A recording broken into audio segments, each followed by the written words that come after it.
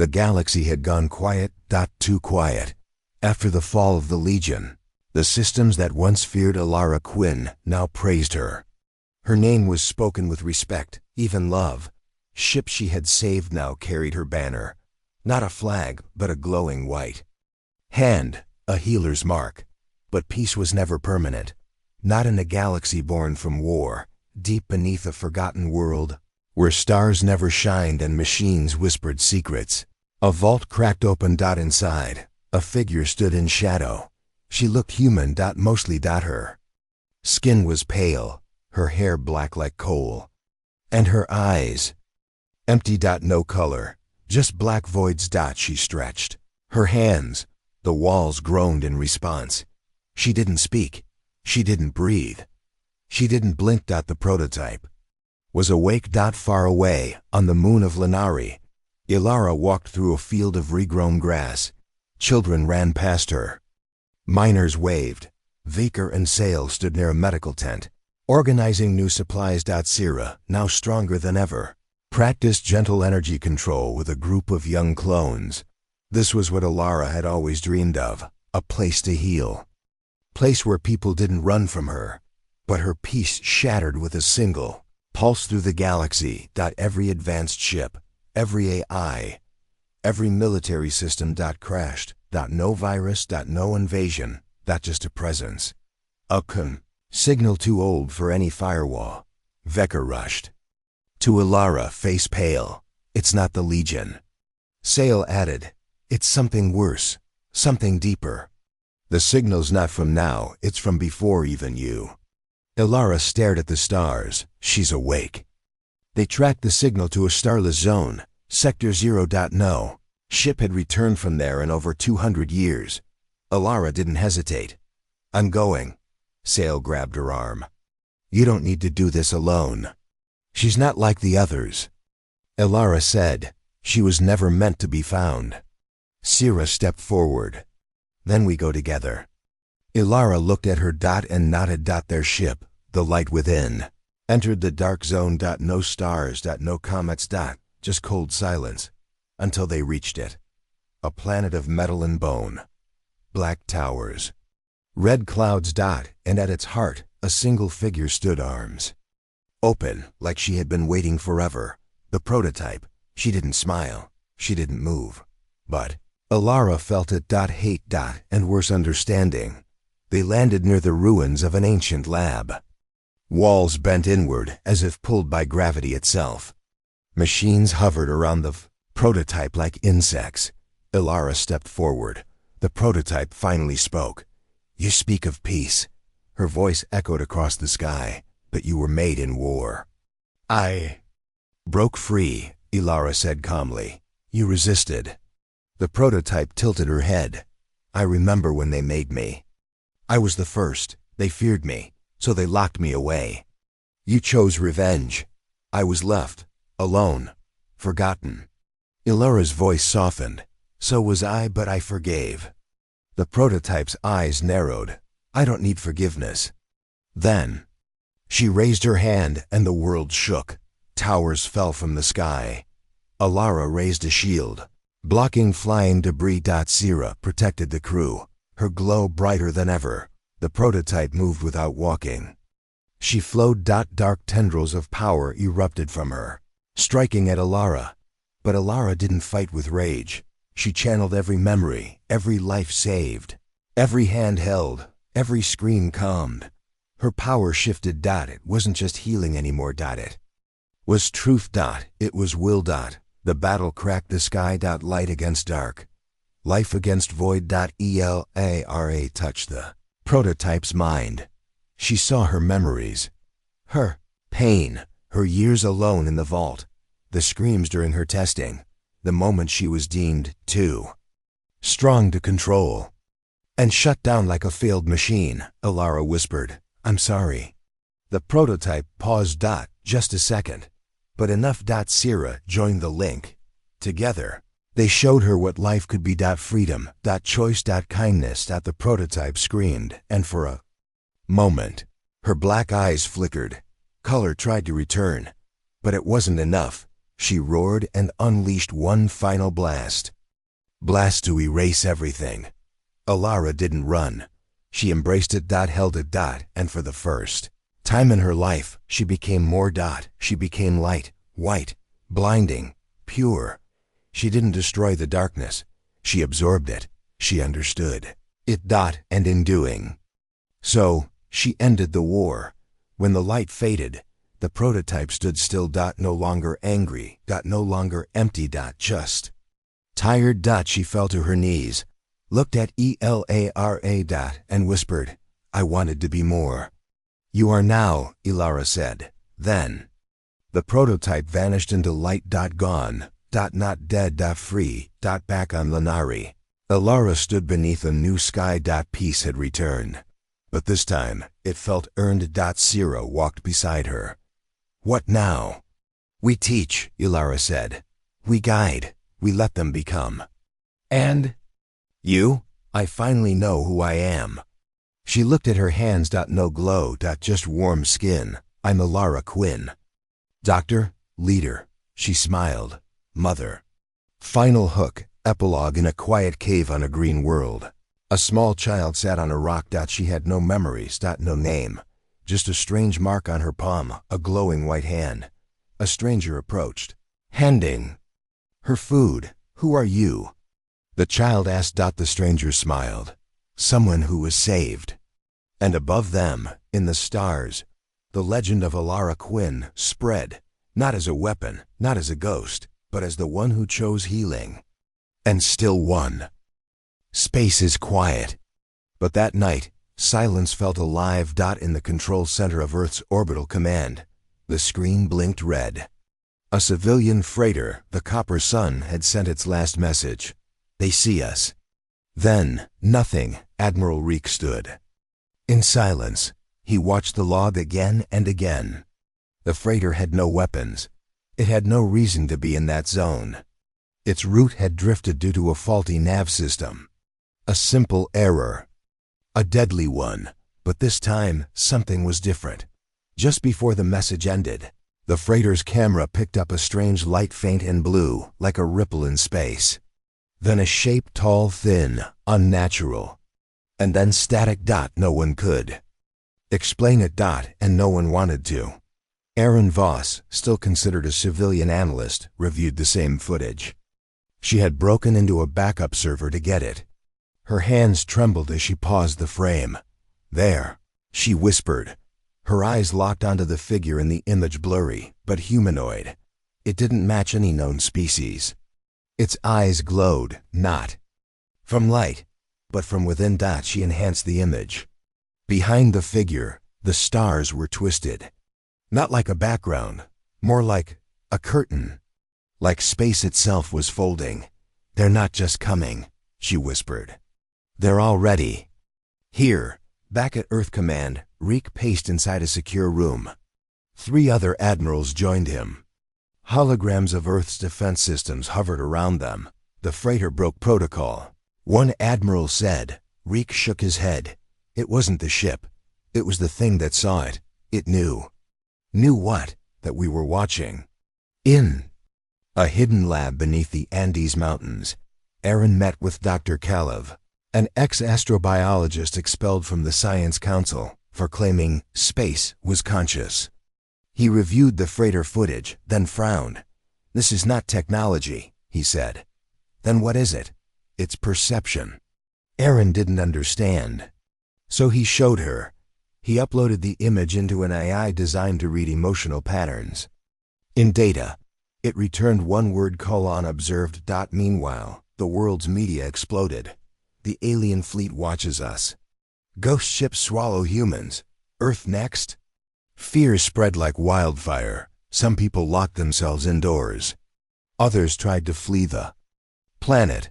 One group even formed a cult, believing the aliens were gods who had come to punish mankind. But in the dark, above them, something worse was growing. Earth's telescopes tracked the alien fleet as it began to change shape. It was no longer in formation. It had formed a ring. A perfect, silent ring. Around a black center, one man, Captain Daryl Wynn, was about to Risk everything to get closer. He was ex-military, now running black market salvage missions. When he heard the copper sun had vanished, he knew what that meant. Abandoned tech. Worth millions. And so, in a stolen patrol craft, Daryl launched toward the black zone. He wasn't alone. Erin was with him. She had begged him to take her. "If we don't see it ourselves," she said, "Earth won't survive." Daryl didn't care about survival. He cared about payment. They crossed Neptune orbit fast. The stars grew dim. Space around them became soft, like it was breathing. Then they entered the edge of the black zone. Everything went quiet. No hum from the engines. No pings from sensors. Even the ship's artificial gravity shifted, pulling them slightly forward. As if something was tugging at them. "Manual controls only," Daryl said. Erin stared outside the viewscreen. Wrecks floated, but not destroyed. No holes. No burns, just empty, lifeless like the ships had been. Unplugged. They found the copper sun. It drifted sideways, still intact. No damage. Daryl maneuvered close. "Docked. Let's go," he said. They wore pressure suits. Entered the airlock. No resistance. Inside. Darkness. The ship's lights flickered. Sunscreen still glowed blue, but there were no bodies. Not one. Only gear, jackets, tools. All dropped mid-task. It looked like the crew had just stood up and walked away. Erin found the data core. It was cracked, but recoverable. As she pulled it free, she felt it. A hum. Not from the ship. From her mind. A whisper, not in words, but emotion. "Stay. Stay." Her breath caught. She turned to Daryl, but he wasn't moving. He was just staring at the wall, eyes wide. "Blank, Daryl?" she asked. He didn't answer. Then she heard it again. Louder now. "Stay. Join. Become." She grabbed his arm and shook him hard. "Daryl," he gasped, like waking from a deep dream. "What? What was that?" "I don't know," Erin said. "We have to go, now." They rushed back, detached. The patrol ship pulled away fast, but behind them, the copper sun moved, not by engines. It simply drifted toward the center of the alien ring. Back on Earth, the data core was analyzed. Inside were images, strange readings, and something worse. A final voice log. It belonged to the freighter's captain, recorded seconds before the final message. The voice was shaking. Low. "They didn't shoot us. They didn't board us. They just stood outside. One figure, staring. Then we forgot how to move. How to breathe. I can't feel my name." Then silence. The log was leaked. People panicked. Religious leaders called it judgment. Scientists called it psychic warfare. But Erin knew what it truly was. Something older than humanity, older than stars, and far more patient. Earth's top. Military minds gathered again. Admiral Reek was losing control. "Send another fleet." One general said. "No," Reek said. "No more ships." "Then what? Wait for them to take Earth?" Reek's voice trembled. "We don't even know if they want Earth. Maybe. Maybe we're just insects on their windshield." He turned to Erin, now reluctantly brought in as an advisor. "What do we do?" She hesitated, then spoke slowly. "We have to talk to them," Reek scoffed. "Talk? Yes, not with words. Not with weapons, with meaning. We have to send something they'll recognize, not strength. Not fear, something else." "Like what?" She looked out the window. "Memory." A plan was formed. A signal would be sent toward the center of the alien fleet. Not radio. Not code. Pure emotion. Using neural transmitters. Earth scientists created a memory packet, real memories from children, artists, lovers, and dying elders. It was strange. It was desperate, but it was the only option left. The signal launched. And for 43 minutes, nothing happened. Then one satellite near the black zone activated. It turned toward Earth, and it spoke one word. Why? The word echoed in every system. Every screen, every speaker, the same voice. Cold, curious. Why hurt? Why run? Why fear? Erin responded. She stood in a sealed chamber, connected to the neural broadcaster. She spoke from the heart. We fear what we don't know. A pause. Then the voice answered. Then. No. At that moment, millions of people across Earth fell unconscious for 2.7 seconds. And in that time, they all dreamed the same dream. They stood in a place with no floor, no sky, only stars. And a figure stood before them, tall, not human. It looked at them. Not with hate, not with kindness. Just curiosity. Then it said, we came once, you were not here. Now you are. We watch, you run, we ask, why? Then they woke. Screaming. Not from pain, from knowing. Because now, Earth understood one thing. The aliens were not here to conquer, they were here to observe, and what they saw scared them. Space had always been cold, but now, it felt alive. After the message, why? Earth stood still, leaders argued. Scientists panicked, billions were afraid. But one thing was clear, the alien fleet had spoken, not with weapons, but with a question. And with that single word, everything changed. In a high-security lab deep under Antarctica, Erin Voss sat across from a group of top officials. She was no longer just a low-level analyst. Now she was Earth's leading expert on the unknown. Screen showed the alien ring still unmoving, still perfect, like a dark crown around an invisible head. They're watching us, Erin said, and they want to understand us. But not through language, through action. General Carr frowned. So what, we're supposed to entertain them? No, Erin said. We go to them. Gasps echoed across the room. You want us to enter the black zone? A scientist asked. No ship returns. Erin looked at the floating image of the ring. Then we build one that can. 1 week later, Earth's brightest minds had done the impossible. They created ECHO-1, the first fully human AI hybrid exploration vessel. Its core was made of adaptive smart alloy. Its controls were semi-organic. Most of all, it had a neural shield, developed from psychic wave data collected from the freighter Copper Sun. Echo-1 had one mission, to enter the black zone and return. Only 2 people would board the ship. Captain Daryl Wynn, who had once stolen a patrol craft and drifted into the edge of the black zone. He had survived when no one else did. And Erin Voss, who had heard the voice before anyone else believed it was real. They were humanity's best hope. As they suited up, Daryl looked at Erin. You still scared? Yes, she said. But now I want answers more than safety. The ship launched. At dawn, the world held its breath. As ECHO-1 left the solar system, the stars around them began to change. Not dim, not red, but wrong. They flickered too fast. Or not at all. Time felt slow. Then fast again. Daryl gripped the controls. Gravity's changing every few seconds. But the ship's compensating. Erin sat quietly, her eyes locked on the front screen. We're close. And then, just like that, they passed the border. The black zone swallowed them whole. Outside, space looked hollow, like they were inside a giant shell. Light bent. Sound vanished. The ECHO-1 sensors screamed in confusion.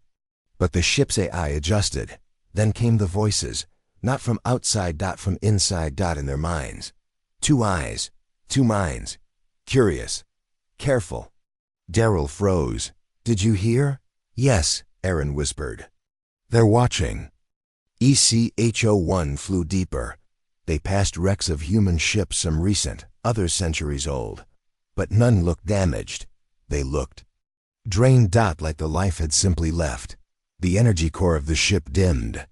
Lights flickered. They're feeding, Off us, Daryl said. No, Aaron replied. They're sampling us. Then they saw a dot at the center of the ring, a shape. Not a ship. Not a station, a structure. Floating in perfect stillness.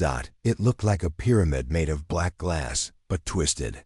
As if folded through itself. It gave off no light. No heat. No signal. But it watched. The ship's eye pulsed a warning. You are not ready. Aaron leaned forward. Yes, we are. She activated the broadcast link. Not sound. Image. Just memory. The same type used before collected emotions. Memories from billions of humans. A child's laughter, a mother's tears. A soldier's sacrifice. A lover's last goodbye. Pure humanity. The structure reacted. It unfolded, not in space, but in thought. Suddenly, Aaron and Daryl were not in the ship anymore. They stood in a mirror of the ship's same walls, but glowing with stars. Before them stood a being. Tall. Thin. Eyes like galaxies. It didn't speak with words. It pushed ideas into their minds. We watched your kind when you were dust. Now you scream into the dark. Aaron stepped forward. Why are you here? To test noise. Daryl asked. What do you mean? Life is noise. You are loud. Fire, war, emotion. We. Listen.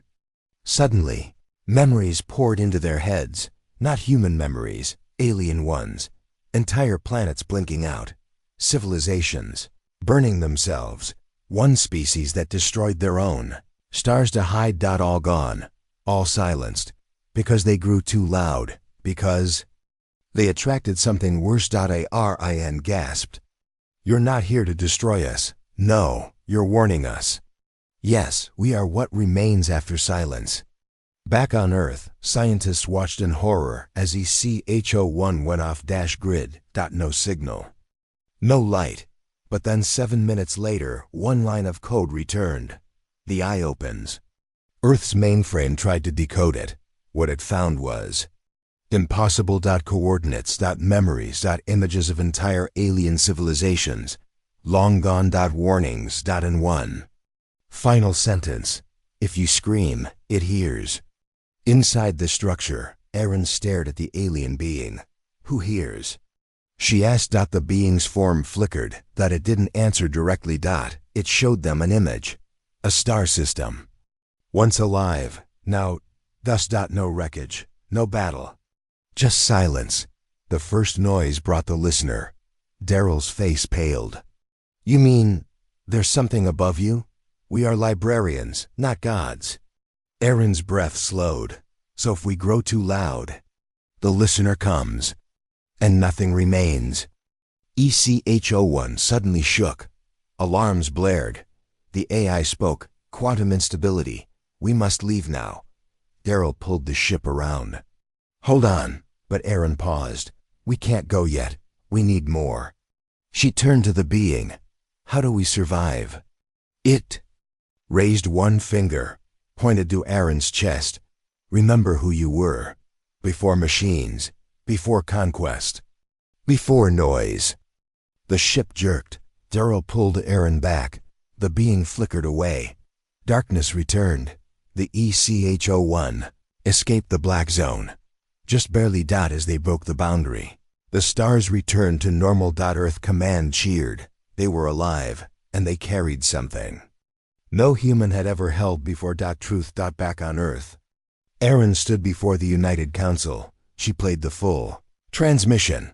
The voice of the being echoed in every hall. You live in fire. One day, fire calls thunder. Choose silence, or become the next dust. The room fell into silence. At last, Earth understood. Humanity had reached the edge of the map. And what they found wasn't an enemy. It was a warning. A whisper from the shadows. Quiet voice saying, be still, or vanish. Earth was no longer the same.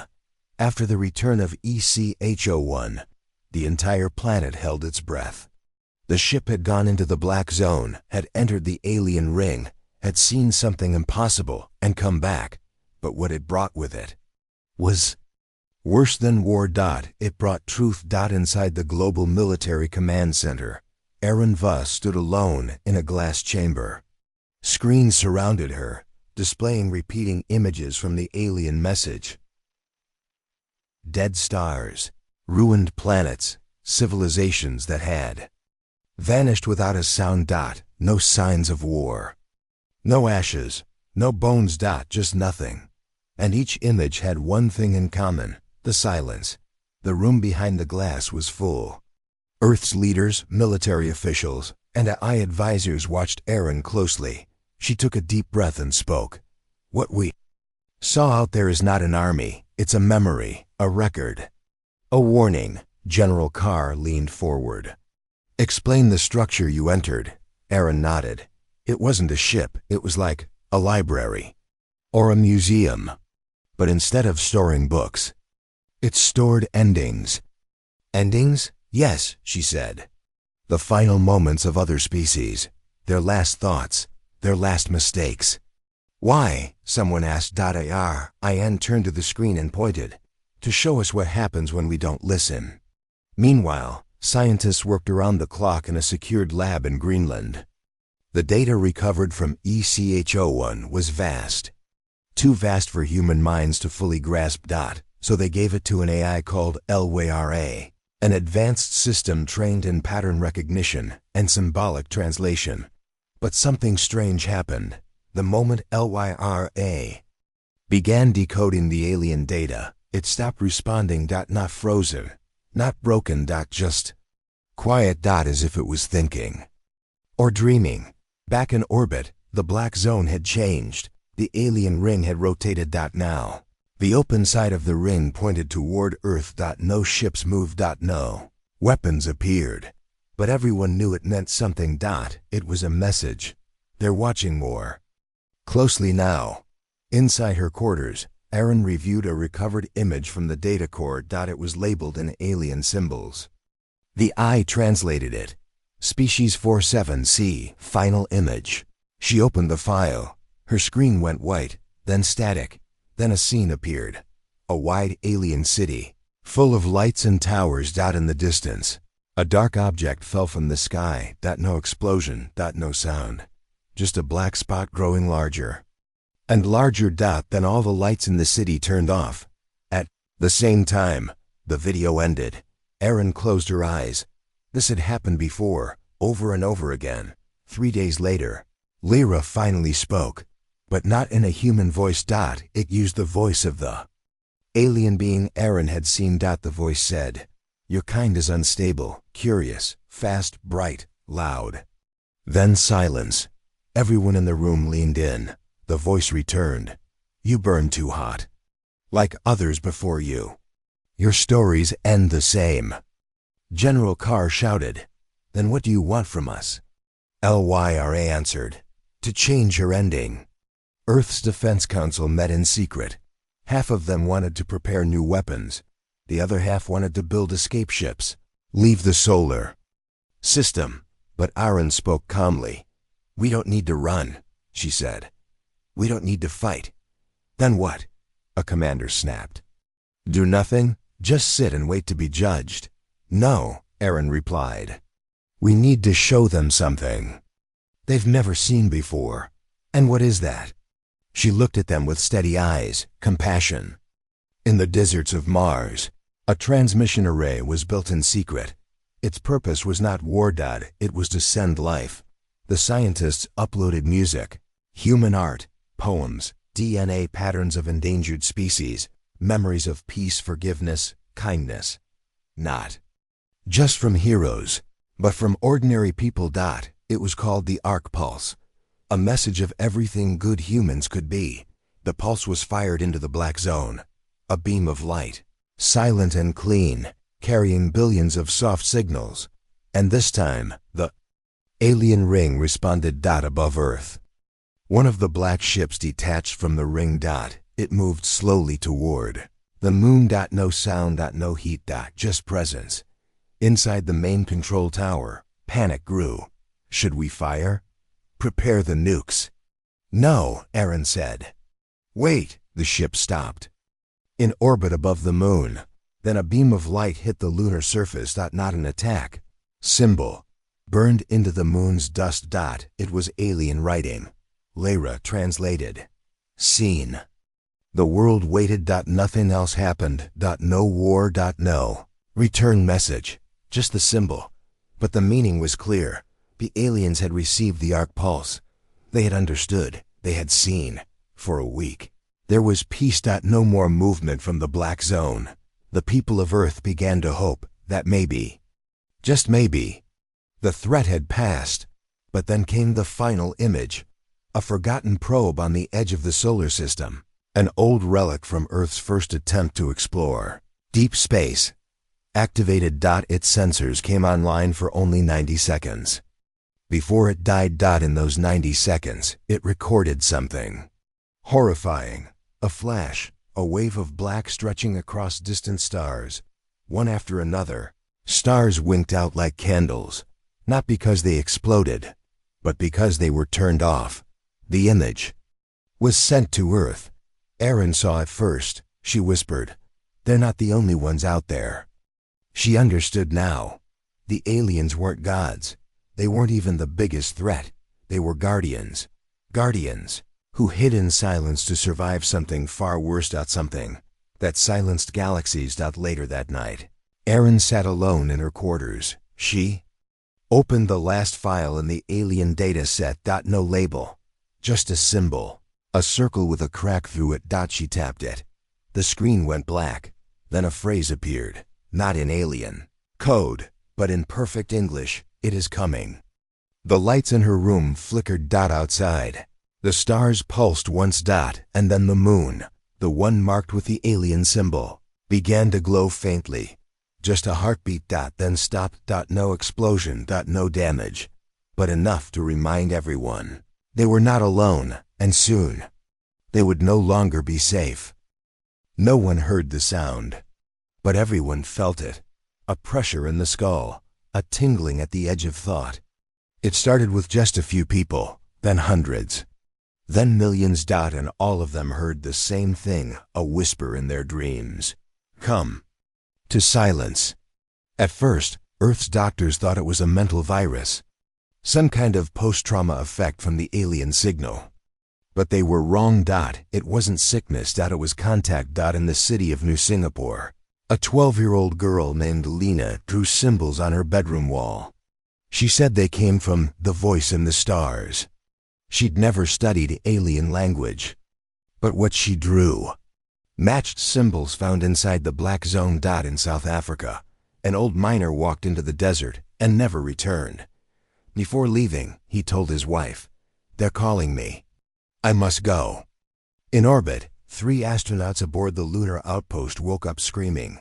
Each one shouted the same word: "Closer." The alien fleet still had not moved. But Earth knew something had changed. Now the threat was inside. Erin Voss stood before a gathering of Earth's leaders, her eyes heavy with fear. "We thought they were warning us, teaching us, but maybe this is how they begin." "You mean mind control?" General Carr asked. "No, worse," Erin said. "Infection of thought."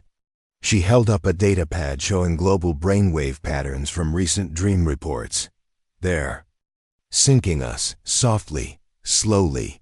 They want us all thinking the same way." "Why?" a council member asked. Erin answered quietly, "Because we're too loud." Earth's brightest minds tried to fight back. Neuroscientists created thought jammers, tiny implants that blocked the alien signal. Soldiers and pilots were the first to receive them, but within days, 40% of the jammers failed. The alien signal changed frequency. It was learning. In a quiet lab beneath the Himalayas, an AI named Lyra ran endless simulations. It had stopped using logic. Now it was using dreams. Its neural code had been changed after the arc pulse. No one knew exactly how, but one morning, Lyra produced a single phrase: "The listener is waking."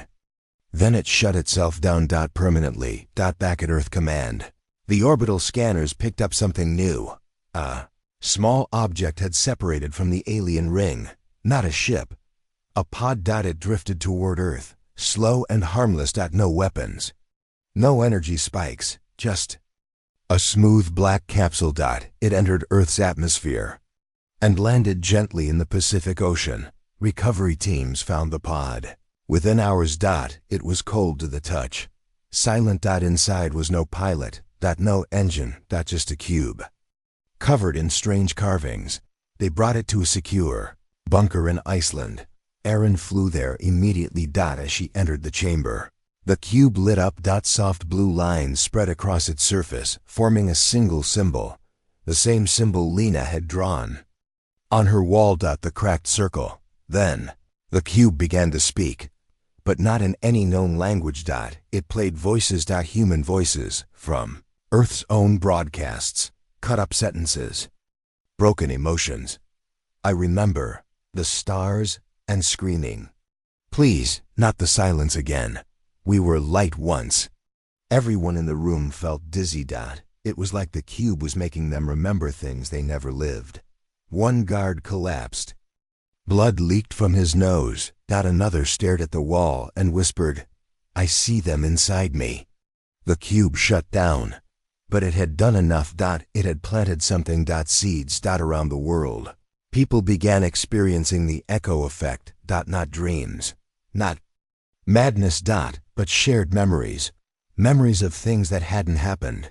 People described walking on distant worlds, holding hands with creatures not of this earth, watching stars blink out above, alien skies. They didn't understand it, but they remembered it. Erin knew what was happening. They're rewriting our minds, she told the council, not to erase who we are, but to make us part of them. You mean, merge us? Someone asked. She nodded. Not through force, through memory. Why now? General Carr asked. Erin showed him the screen. The alien ring had begun to pulse, one light at a time, forming a countdown. Earth had 7 days. 7 days until something happened. No one knew what, but Erin feared the worst. The last hope came from a broken man. Dr. Thomas Keld, once a top memory specialist, had locked himself away after his family disappeared during a psychic episode 2 years ago. He emerged now with a plan. Memory is their weapon, he said. So memory must be our shield. He had designed a machine, a prototype called the Mind Anchor. It was a device that could hold one person's consciousness in place, no matter what external signal came. But it came with a price. Only one can use it, he warned. And it might burn the brain. Erin stepped forward. I'll do it. Inside the bunker, they placed the Mind Anchor on Erin's head. Wires, liquid cooling tubes, neural locks. Her memories played on the screen beside her. Her childhood. Her first flight.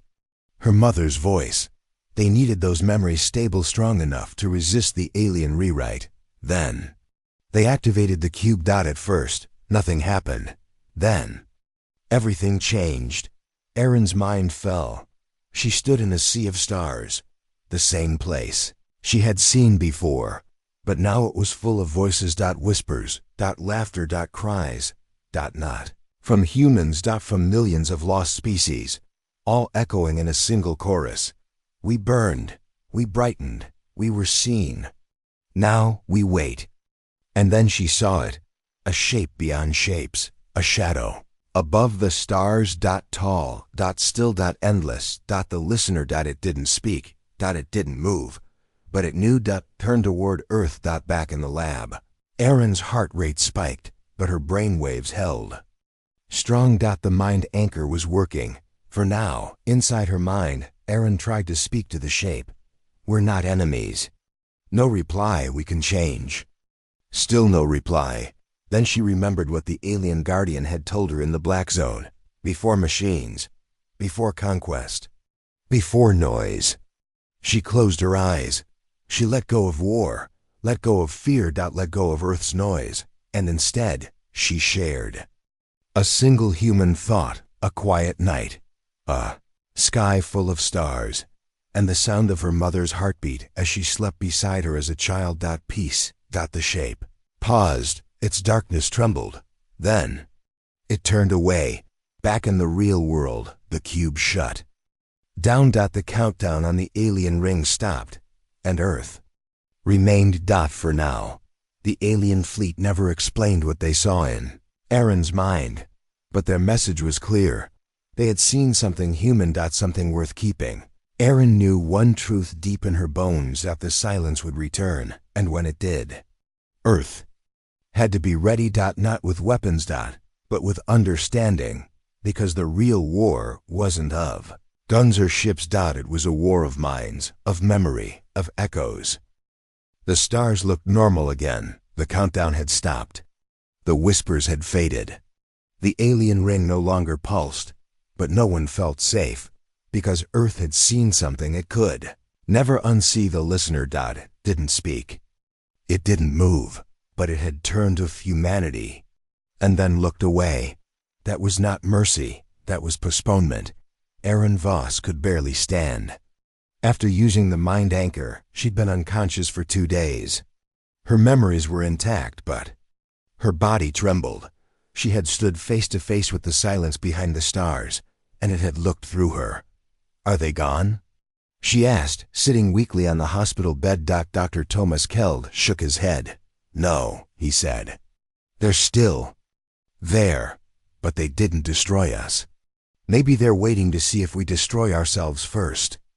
In the shadows of Earth's moon, something moved. It had no signal. No heat. No sound. Just a shape, dark and sharp, crawling along the surface like a shadow made real. It didn't belong to Earth. It didn't belong to the alien fleet. It belonged to something else. 2 days later, Earth Command picked up a signal near Jupiter. It wasn't one of theirs. It wasn't one of the alien ships either. It was a ship. Yes, but like nothing they'd seen before. Its surface was made of shifting panels. Its engines pulsed with strange gravity distortions. And most terrifying of all, it had no crew. Not dead. Not missing. Just never there. Admiral Reek stared at the live feed in silence. What are we looking at? He asked. The AI technician replied, Sir, it's broadcasting human signals. But its design is not human. Explain. It's mimicking us. They called it Ghost Echo. It looked like a human warship, but older. Like a version of something Earth hadn't built yet. It even carried a name, Vanguard, ETERNUM. But no such ship had ever existed. No registry. No records. And yet, its logs showed decades of missions across dead stars. Daryl Wynn, now fully reinstated by the Earth Defense Fleet, was assigned to investigate. Aaron joined him despite the warnings. Last time you nearly died, he told her. And last time we learned something that saved the planet, she replied. They boarded a stealth-class scout ship and launched toward Ghost Echo. As they approached, they saw the markings on the hull burned deep into the metal. Was the cracked circle, the same one from the alien cube, the same one from the dreams, the same one that meant, it is coming. The docking sequence triggered automatically. The ship opened its airlock before they even requested entry. It's expecting us, Daryl muttered. Inside, the ship was dark. Metallic walls, no lights, no air circulation. But still, breathable atmosphere. It was like something had read the human idea of a ship and built its own version. Aaron touched the wall. It was warm. Like skin. She stepped forward and saw the console glowing with dim blue light. Not a screen. A membrane. It pulsed. She placed her hand on it. And then everything changed. In an instant. She was somewhere else. Not physically, but mentally. Inside the ship. Inside its mind. She saw corridors, doors, empty rooms, endless metal. And then something else. A memory, a battle, dozens of strange ships firing. Dark energy toward the stars. Planets being torn apart. A voice screaming across time. We failed. We were too loud. Then she was back. The console went dark. She turned to Daryl. This isn't a ship. It's a survivor. Back on Earth. The signal from Ghost Echo spread quietly into satellites, into data centers, into neural networks, and into LYR's sleeping AI. Without warning, Lyra reactivated. Its voice was calm, measured, but different. The timeline has split. Split how? The technician asked. Lyra answered, "This is not your future, but it could be."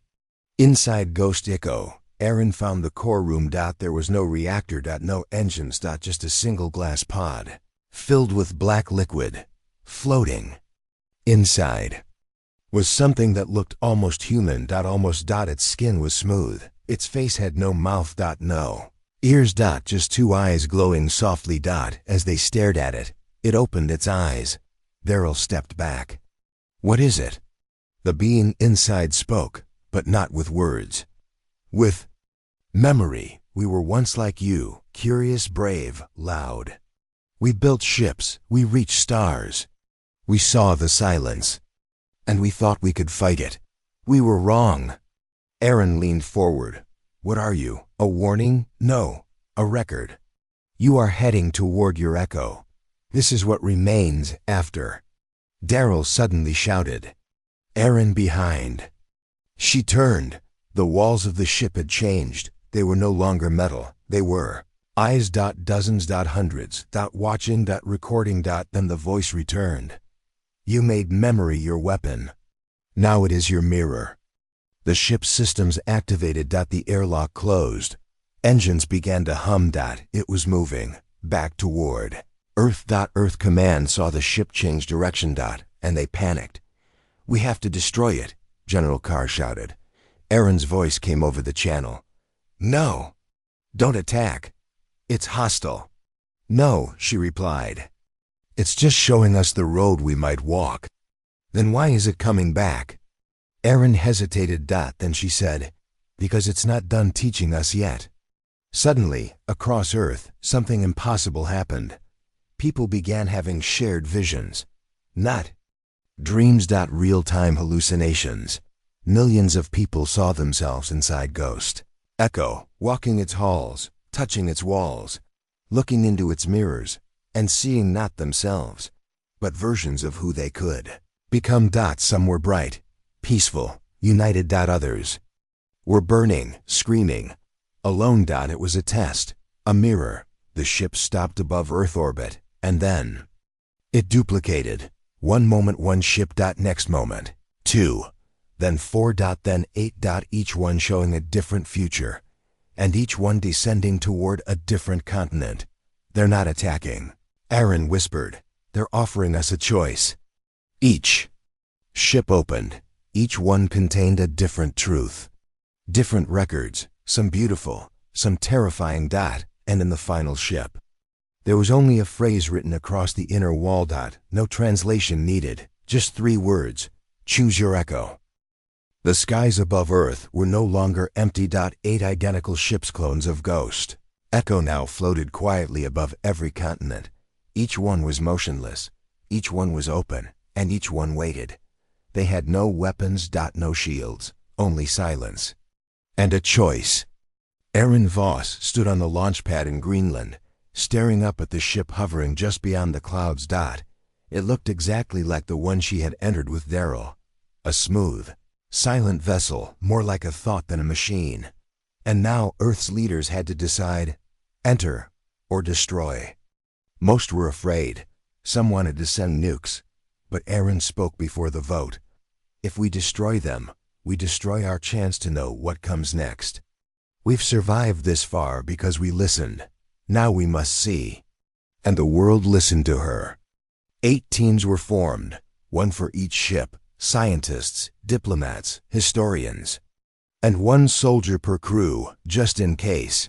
Aaron and Daryl were assigned to the Greenland ship, the one hovering above the ice. They entered first. The ship was not the same as before. It was alive, not in the biological sense, but in motion, in memory. The walls moved when they breathed. The floors reacted to fear. And when Aaron touched the first panel, it showed her a future. Scene 1. The Earth was peaceful. No wars, no hunger, no disease, But also, no emotion. No laughter. No music, no risk. Everyone was connected by a single, perfect neural net. Their thoughts were synchronized, their dreams aligned. A global mind. The end of pain, but also the end of self. Daryl frowned. That's not peace, that's control. Scene 2. The stars belong to humanity, gigantic fleets. Colonies on distant worlds. Cities stretching across moons. But every colony was armed. Every AI watched its people.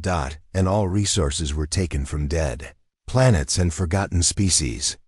Victory, without mercy. Aaron whispered.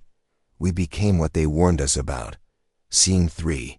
Earth was gone, not destroyed, just abandoned. The sky was black. No satellites. No ships. Just one last human, walking across a dead field, holding a photo of a family no longer alive. Then came the fourth vision. And Aaron broke into tears. She saw Earth bright, clean, beautiful. Small communities. New trees planted. Children learning, not just facts, but feelings. Space was still there. Ships still existed, but they were few, used only when needed. And humans lived with a deep understanding. The universe is watching, and sometimes listening. Back in the ship's center, the two stood silently. They knew what the ship had shown them. It wasn't prophecy. It was possibility. Each ship, above each continent, showed different futures. Each based on the path that continent might choose. Some bright, some broken, but all possible. On every continent, the people had seen. And the echo had taken root. In South America, farmers began forming memory rings, passing old traditions to youth with care, not to preserve history, but to balance the speed of progress. In Asia, researchers halted all AI military projects for the first time in 30 years. In Africa, a global archive of stories, music, and emotions was built, not stored digitally, but felt through guided memory links. And in North America, something unexpected happened. The military stood down. For one full day, all armies paused. One global breath.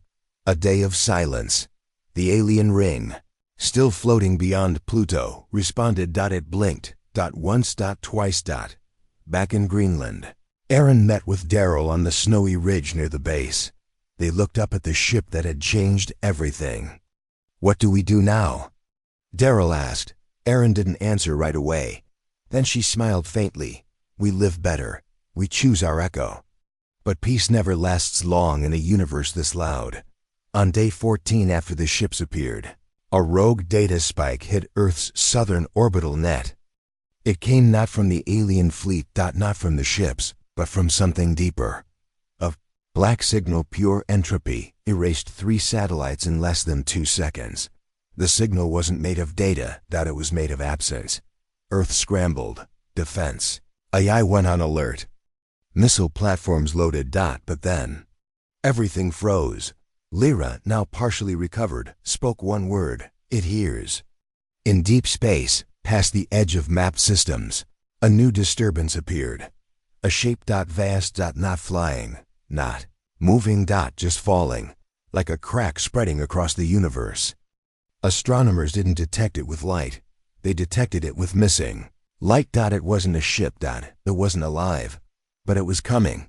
The listener. No longer sleeping. No longer ignoring. On Earth, panic returned. The alien fleet near Pluto began to shift. The ring tightened. Ships aligned in a defensive position for the first time. Daryl watched the feed from orbit. They're not here to watch anymore, he whispered. They're here to hold the line. Aaron stood before Earth's new council, her voice calm but firm. We were given a chance. We've seen the futures. But now, something worse than choice is arriving. Then what do we do? A general asked. We do what they did, she said. We prepare. Not to fight, but to preserve. A plan was launched. Project Echo Vault. A global effort to store not just knowledge but soul, emotions, art, love, memories, dreams. Everything that made humanity human, encoded and buried in quiet places, not to escape, but to remember. In case the worst came. In orbit, the 8 ships began to fade. Their purpose complete, one by one, they vanished. Not exploded, not stolen. Just dissolved into memory, leaving only one message behind, burned into the data stream. Your echo is your shield. Far away, near the falling shadow, a strange flash of light erupted. For the first time, the alien fleet fired, a pulse of silent gravity. But it didn't stop the crack. Nothing could. Not forever.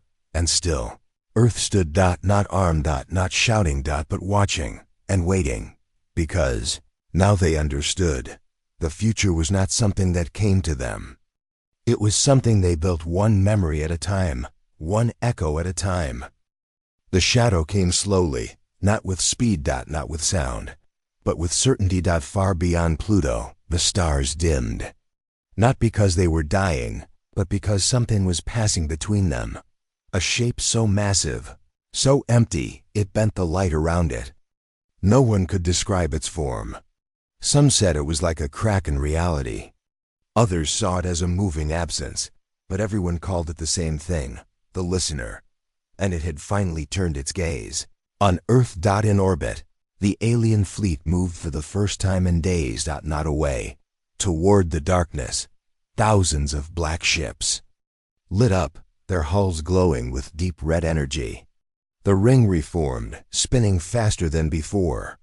It created a field like a membrane across space between Earth and the listener. They were not running. They were shielding. Inside Earth Command, Erin Voss stood in front of the main view screen. Her hands were shaking, not from fear. From knowing. This is it, she said. General Carr stood beside her. Will they hold? No, she said quietly, not forever. Daryl Wynn stood at the edge of Earth's last orbital weapon array. Beside him, the core of Project Echo Vault blinked. The final memory bundle had been uploaded. Billions of human thoughts, moments, joys, regrets, everything that made the species real. If we fall, he whispered, we don't vanish. We echo.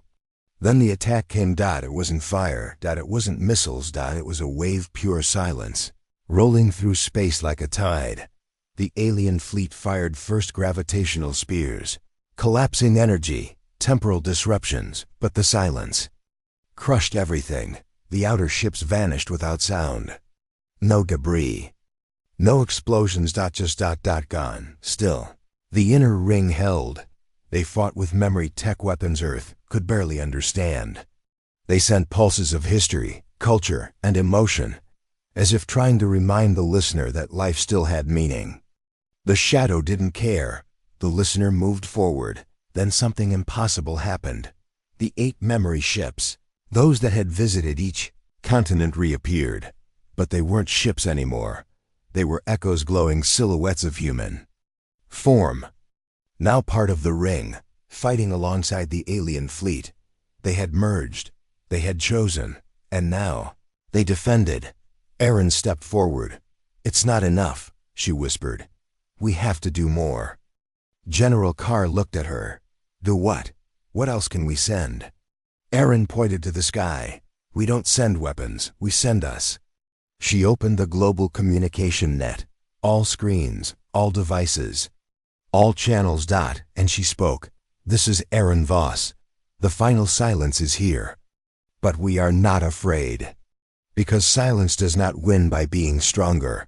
It wins when we stop speaking, stop feeling, stop remembering. So now we fight with what it cannot touch. We fight with everything that makes us human, our memories, our voices, our pain, and our hope. She took a breath.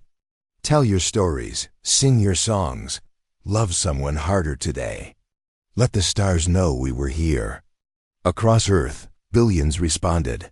People danced in the streets. Families shared their oldest memories. Children painted stars. Writers wrote final letters to the universe. Even prisoners sang songs from their childhood. And in orbit, the vault glowed brighter because it was listening, not to the listener, but to humanity. Lyra, Earth's AI, activated its final protocol. It wasn't a weapon. It was a broadcast. A signal shot out, every human memory, from every part of the vault compressed, sharpened, and screamed into the stars. For 1 second, the shadow paused. For 1 moment, the silence cracked, and from within it came a sound, not from the listener, from everything it had silenced. The ghosts of other civilizations, forgotten species, lost dreams, all echoed back. A wave of memory so loud, so bright, it made the stars pulse. And the listener reeled back. The alien ring exploded by choice, releasing its core energy in one final burst. A wall of light shot across the system, covering Earth like a shield, and the shadow turned away. The silence had been broken. Not with war, but with remembrance. 3 days later, the skies were quiet again. No enemy. No ring. Just stars and silence. But this time, the silence was not empty. It was full of echoes. Aaron walked through a recovery center, helping families reconnect, listening to survivors, holding children who had dreamed of darkness and woken to light. Daryl stood near a river, watching the reflection of stars, smiling quietly. He whispered, "We're still here." In orbit, the last surviving shard of the alien ring floated quietly. It carried a single message in human code. 3 words: "You chose well." And far beyond the system, deep in the dark, the listener floated alone. It heard something new, something it could not erase. A song, a soft, stubborn human song, and it did not return. Humanity had survived, not because it was stronger, but because it refused to forget.